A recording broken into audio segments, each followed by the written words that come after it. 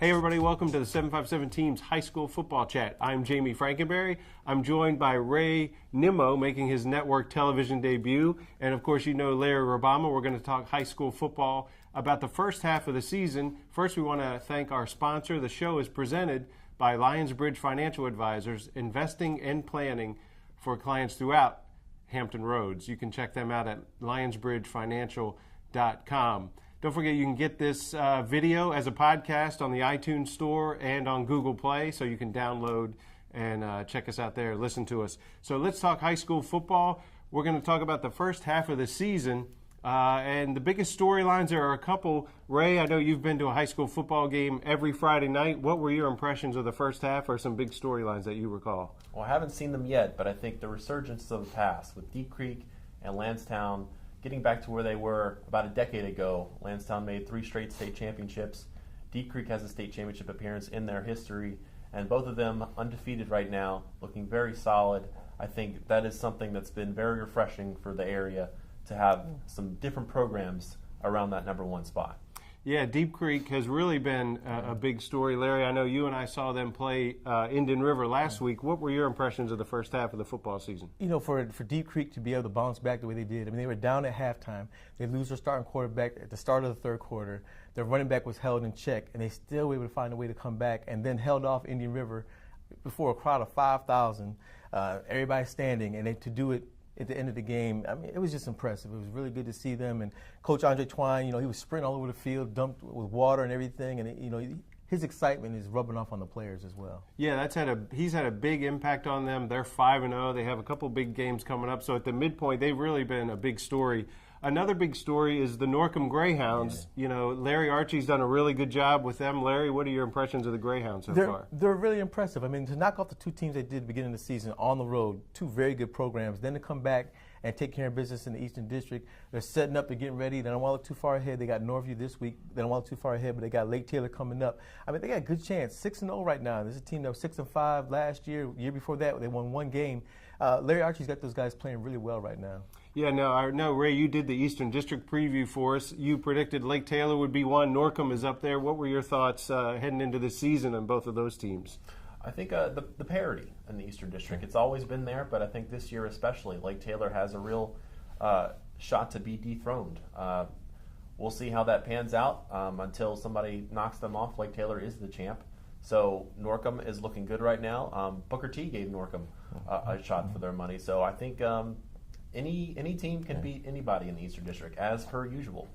Yeah, I think it's Lake Taylor has that big district winning streak, so we'll see how that goes. They play Granby on Thursday this week. Speaking of district winning streaks, Oscar Smith's is at 95. They have done it with defense, Larry. That's another kind of storyline this season. Norcom has 2 straight shutouts, and Oscar Smith has 4 consecutive shutouts. They're rolling right now. I know I spoke to Scott Johnson earlier this week, and he just talked about the defense game planning, looking at the game field, looking at, you know, where to fill in the gaps, and they've been doing a great job right now. Like, as you said, though, they got some tough games coming up. They got to play Deep Creek, they got to play Indian River, and they also got to play Kings Fork. So they're ready right now. They're rolling right now, but we'll see what happens.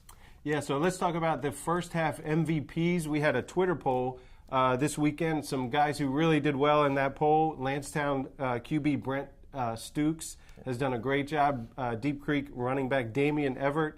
Kings Fork running back Darren Butts. Ray, who's your first half MVP? I think it's got to be between Everett and Stukes. Yeah. There's the 2 guys that are leading these programs back to what they once were. Darren Butts, I think, was very good for Kings Fork. I saw him last week along with Justin German at quarterback. I think those 2 make a good 2-headed monster for the Bulldogs. But right now, I have to say it's either Stukes or Everett. I have not seen either yet, but I will see Lansdowne here shortly. So, Larry, what do you think? Who's your first half MVP? Right now, I with Stukes. He's really come in there. He's been composed. The way he played against Ocean Lakes was real impressive, both running the ball as well as throwing the ball. I like him. But another guy I throw out there is Cox Tavion Robinson. I mean, he's doing it every which way. He went in at quarterback with only a few snaps, I was told, and went in there and was able to lead them. He can just do it all, both on offense, defense, punt return, kick return. He can do it all. So I like him as well. In regards to Tavion Robinson, I want to say that I saw him in the first game of the season, and he had about 5 touches, and every time he touched the ball, it was an explosive play.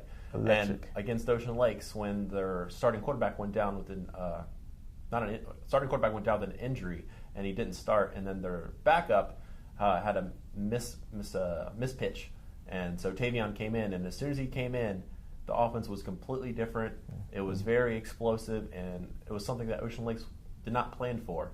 And Tavion exploited the weaknesses that the defense gave him. So I think he's definitely another contender.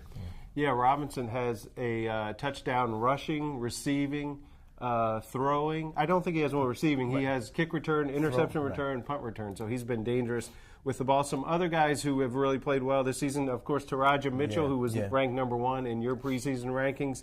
Norcom wide receiver and defensive back Kassan Dixon. And, you know, Oscar Smith has not put up big numbers offensively, at least by one individual, but that defense has played really well. And, Larry, there are some really good defensive players over at Oscar Smith. They got a bunch led by Keyshawn Artis. I mean, they got a team right now that wherever you go, they got somebody who's going to be there right now. And I think as they get into these big games coming up, we'll see how good the defense can respond. But right now they're showing that they are definitely the team to beat in our area. Yeah, 4 straight shutouts for Oscar Smith. They got a big game in 2 weeks against Deep Creek. So that does it for the first half of the show. We're going to take a break for a quick word from our sponsors. You embody dedication, sacrifice, and commitment. You are an elite athlete. You know the difference superior coaching makes. Lionsbridge Financial Advisors is here to be your financial coach. We'll help you pack for your athletic journey by gathering a complete picture of where you are and where you want to go, and by working with other trusted professionals on your behalf. Okay, everybody, welcome back. Talking first half MVPs. We talked about the big storylines. Now let's go to first half Coach of the Year. I think this is a no-brainer. Ray, what are your thoughts on the Coach of the Year for the first half? It's got to be Andre Twine of Deep Creek, resurrecting that program. We knew that he was capable, coaching the JV team last year. I think they only had 1 loss. Right. That was to Oscar Smith. He's just done a yeoman's work there. And Larry, what do you think about Andre? He's been incredible, but he's also got a good coaching staff behind him, including former NFL player star Deion Dyer. He's got his father came over from Oscar Smith and Philip Twine, and he's got a bunch of other guys on there. And he's got a very good coaching staff that keeps that balance. And I think right now, I mean, they look good. And like I said, again, his enthusiasm just rubs off on that team. And you see how packed it was at the Deep Creek Indian River game. The fans are loving it as well. Yeah, that's a crowd that we really have only seen at Oscar Smith over the last couple of years. But, you know, Deep Creek's stands were packed. Indian River's stands were packed. It was really a great atmosphere. And you could sense the momentum changing in that second half after what Phil Twine talked about with his team. He's the assistant coach, and Andre Twine. You know them.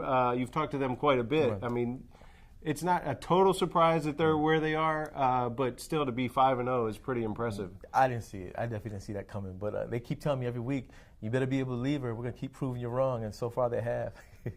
Yeah, now another guy who's done a great job is Lansdowne coach Tommy Riemann. The Eagles are 6-0, Ray. They're undefeated. They're kind of in the driver's seat in the Beach District. Now, they were 8-3 last season, so it's not a complete surprise to be where they are. I know you saw Ocean Lakes earlier this season.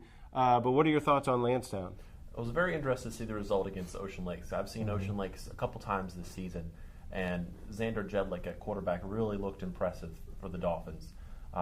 His read option play is second to none in this area. He threw a really nice deep ball. So Lansdowne being able to bottle him up, I'm curious, Larry, what did Lansdowne do defensively to slow down Xander Jedlick? They were all over the place. They would seem like they knew exactly when he was going to give it or give it away. And they watched him. I mean, like you said, they pretty much bottled him up, which I was really surprised by. And the defense is ready. And they also feel like they got something to prove. They got a lot of guys who are talented over there who are kind of like no-name players that we don't know about. But I tell you also, having Victor Jones has helped them as well. But when you look at Lansdowne, what Tommy Rieman's been able to do, I mean, they look tough. I think they're believing right now, but they can't look too far ahead. They got a tough game this week, and they got to finish out strong. Right, they get started in the second half, sort of the second half. Right. They've won 6 games. They play Salem this week. So let's look ahead to the second half of the season. So we've talked about the unbeaten teams. Ray, if you had to pick one of these unbeaten teams, which is most likely to stay unbeaten, do you think? I don't know. It's pretty tough. It's hard to say. It can't go I know they're not unbeaten, but Oscar Smith is the team that you have to look at. Their only loss is to Vero Beach from Florida. Once again, undefeated around here. So that game against Deep Creek is going to be something special to watch, and I think that's something that there's going to be a lot of people that come out to watch that one to see if the Hornets can dethrone the Tigers. Lansdowne, we'll see if they can keep it up. I think they're still a great team. That win over Ocean Lakes is one of the most impressive by a team in this area so far this season. So I think I don't know if anybody's going to come away unbeaten this season. I think everybody could have one loss. I think it's that kind of year in the 757. Yeah, Larry, so, we got Norcom, you got Oscar Smith. We won't count that loss against Vero Beach because the VHSL doesn't count it. You got Lansdowne, you got Deep Creek. Who's your pick to get out of there undefeated? I think this week is going to, I like Norcom. They're trying to prove that, everybody's forgotten about us, but we haven't forgotten about them. And I tell you, Deep Creek, an emotional win this past week. They can't overlook Lakeland. Lakeland's a tough team, and so I like Norcom. I like Norcom, but I think all of them are going to go undefeated. Yeah, I like Lansdowne. I think Lansdowne's the most likely. Oscar Smith, I think they got some tough games. I think Oscar Smith and Lansdowne may be the two most likely. Lansdowne, I think, will beat Salem this Friday. That's a big game, and then I think their schedule clears out a little bit. But the Beach District is tough. There are some pretty good games coming up. So now we've talked about the unbeaten teams. Let's talk about some under-the-radar teams, some teams who've lost a couple games. Ray, who's the team that's under the radar that you think might make a move in the second half? Kings Fork, the team I just saw this past week. I think Justin German, the quarterback, is coming off an ACL injury. I think Kings Fork looked very impressive against Nansen River. Nansen River had been able to run the ball against every team that they had faced, and Kings Fork, their defense just completely overwhelmed the Warriors' offensive line. So I think beating a ranked team, putting up 40 points on them, 46-7. I mean, Kings Fork, I think, is the team to watch out of Suffolk. So, Larry, what do you think? Second half team that might surprise some people or make a nice move? I like Kings Fork as well. And, when we talk about Darren Butts, I mean, he's just quick, very quick, and he keeps that offense running. And then you talked about German as well. I mean, I like them, and you can't count on Cox. I mean, I know they did it last year. They had a great year last year. You got Tavion Robinson, but if he can stay healthy and keep them going, I think they got a good chance to do something as well. Yeah, I think so too. I think Robinson, sort of finding him ways. Coach Stack has done a really good job of finding him ways to get the ball to him.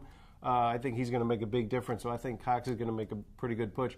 I agree, though. Kings Fork has really been good on offense. They've got that big game late in the season against Oscar Smith, so it'll be really interesting if both of those teams keep winning until we get to that point. Well, this coming week, we've got Lansdowne at Salem. You can check out all of our previews, predictions in the newspaper on Friday. We'll go head-to-head and predict the games.